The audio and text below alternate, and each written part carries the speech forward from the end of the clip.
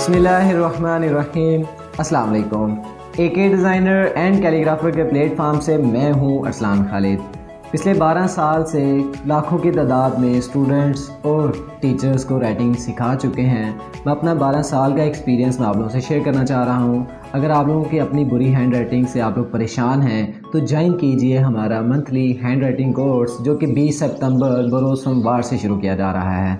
इस कोर्स में पेन से और मार्कर से कवर करवाया जाएगा और इसमें डिफरेंट टाइम स्लॉट्स हैं जो कि हमारी सेकंड टाइम की शुरू होती हैं शाम की। एक 6 o'clock की है, एक 7 o'clock की है और एक 9 o'clock की है। अगर आप लोगों को इस कोर्स में ज्वाइन करना है तो इसकी डिटेल्स आप लोगों को डिस्क्रिप्शन में मिल जाएंगी और साथ में स्क्रीन पर भी आप लोगों को डिटेल्स शो हो रही होंगी। आप लोग यहाँ पर भी इसको अप्लाई कर सकते हैं। और इसके अलावा हमारी वेबसाइट जो कि akassociations.com पर भी आप लोग रजिस्टर करवा सकते हैं अपने आप को, और वहाँ से भी आप लोग कोर्स को ज्वाइन कर सकते हैं।